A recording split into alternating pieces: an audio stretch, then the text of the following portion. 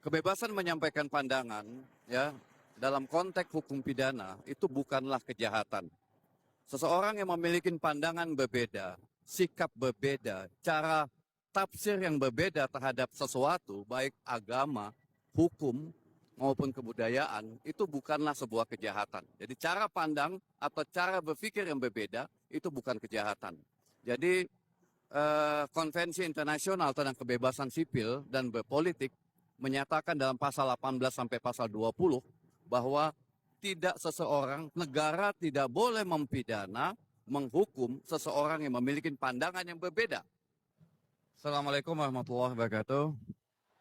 Merdeka. Ya, ini sudah siang ya, jadi mungkin kita udah agak lemes juga ya. Ya, tapi terima kasih, kita tetap semangat pada siang hari ini. Tentu yang saya hormatin dan saya banggakan Bapak Syekh Dr. Panji Gumilang, ya, Magister Pertanian, keluarga, serta para pengurus Pesantren Al Zaitun. Pertama-tama tentu saya merasa bertanya juga waktu menerima undangan, kenapa kira-kira saya diundang gitu ya. Dan sebelumnya saya tidak pernah diundang dan tidak pernah tahu ada kegiatan seperti ini di Pesantren Al Zaitun. Nah, saya telusurin, oh mungkin karena beberapa waktu yang lalu saya pernah dipertemukan dengan Syekh ya di pengadilan atau di sebelum pengadilan ya. Mungkin dari situ saya mengambil kesimpulan, oh karena itu makanya saya diminta hadir di acara ini dan tentu ini sebuah kehormatan bagi saya untuk bisa hadir di Pesantren Al Zaitun. Sebelumnya saya hanya pernah tahu Pesantren Al Zaitun itu melalui media, melalui YouTube, atau melalui pemberitaan-pemberitaan.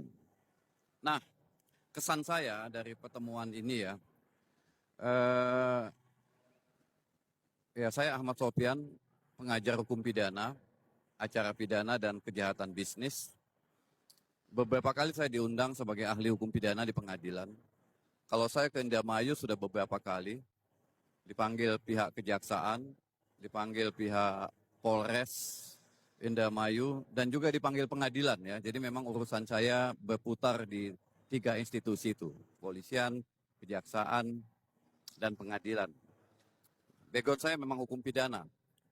Saya sudah mengajar hukum pidana lebih dari 18 tahun. Ya, lebih dari 18 tahun sebagai dosen. Jadi bagi saya pertemuan atau ya acara satu suro ini yang digagas oleh Pesantren Al Zaitun memang berbeda dengan kegiatan-kegiatan peringatan satu suro lainnya ya. Saya melihat begitu banyak tokoh, begitu banyak orang dengan berbagai latar belakang pendidikan, dengan latar belakang keahlian, dengan latar belakang agama juga, dengan latar belakang keilmuan yang berbeda-beda. Jadi bagi saya ini adalah sebuah event tidak saja secara seremonial diperingatin, tapi ini adalah bagian daripada freedom of speech, kebebasan menyampaikan pandangan. Kebebasan menyampaikan pandangan ya dalam konteks hukum pidana itu bukanlah kejahatan. Seseorang yang memiliki pandangan berbeda, sikap berbeda, cara tafsir yang berbeda terhadap sesuatu, baik agama, hukum, maupun kebudayaan, itu bukanlah sebuah kejahatan. Jadi cara pandang atau cara berpikir yang berbeda, itu bukan kejahatan. Jadi Konvensi Internasional tentang Kebebasan Sipil dan Berpolitik menyatakan dalam pasal 18 sampai pasal 20 bahwa tidak seseorang, negara tidak boleh mempidana, menghukum seseorang yang memiliki pandangan yang berbeda. Baik pandangan berbeda terkait dengan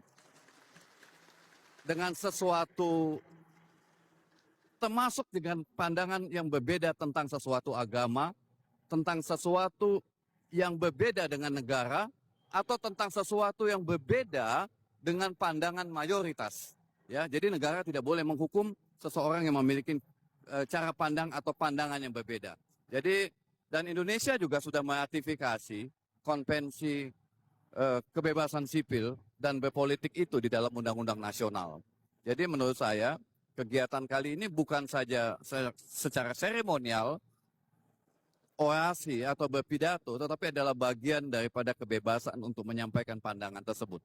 Nah, saya juga punya pandangan yang kritis terhadap penegakan hukum di Indonesia, ya. Jadi memang dalam konteks berhukum, ya, terutama hukum pidana itu sering dipakai untuk memukul, mengancam, menakut-nakutin orang-orang yang memiliki pandangan berbeda terhadap dengan kelompok-kelompok yang berkuasa. Ya, sering dimanfaatkan dan sering disalahgunakan. Jadi hukum pidana itu sebetulnya tidak perlu digunakan jika perbuatan tersebut tidak mengganggu ketertiban, tidak membahayakan negara, tidak juga mengganggu atau mengancam harta benda seseorang, tidak mengganggu kehormatan seseorang, tidak perlu digunakan. Hukum pidana itu adalah ultimum remedium, itu artinya hukum pidana baru boleh digunakan jika sarana-sarana lain bisa digunakan untuk menyelesaikan satu peristiwa yang kita anggap sebagai atau yang diduga sebagai peristiwa pidana. Jadi hukum pidana itu adalah sarana terakhir, the last resort untuk menyelesaikan konflik yang ada di dalam masyarakat. Jadi kita tidak perlu terlalu royal menggunakan hukum pidana itu dalam rangka mengkriminalkan orang-orang yang dianggap berbeda pandangan, berbeda sikap, atau berbeda latar belakang terhadap kelompok atau terhadap penguasa. Nah, nanti pada tanggal 2 Januari 2026, kita akan memiliki hukum pidana yang baru, namanya Kitab Undang-Undang Hukum Pidana. Kita akan melepaskan diri dari jajahan 105 tahun hukum pidana kita dijajah oleh Belanda. Kitab Undang-Undang Hukum Pidana yang berlaku saat ini, atau Wetboek van Strafrecht, itu diberlakukan sejak Indonesia belum merdeka, tepatnya pada tanggal 1 Januari 1918. Jadi kita punya hukum pidana yang peninggalan Belanda, yang mengekang kebebasan kita, ya, dalam menyampaikan ekspresi dan pandangan sebagai sebuah kejahatan. Nah, pada tanggal 2 Januari 2026 nanti kita akan melepaskan itu, artinya setelah 105 tahun hukum pidana kita dijajah oleh Belanda, akhirnya pada tanggal 2 Januari 2023 yang lalu, DPR sepakat bersama dengan pemerintah mengesahkan Undang-Undang Nomor 1 Tahun 2023 tentang Kitab Undang-Undang Hukum Pidana yang akan berlaku efektif 3 tahun kemudian. Artinya 3 tahun kemudian adalah tanggal 2 Januari 2026.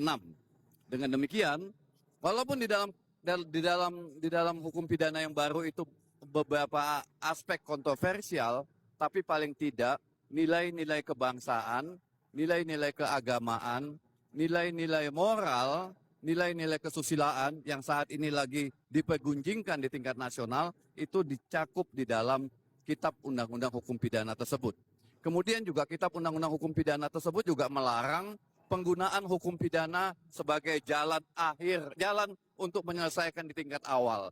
Tapi hukum pidana digunakan di jalan akhir jika masih ada mekanisme-mekanisme lain yang bisa digunakan dalam menyelesaikan konflik.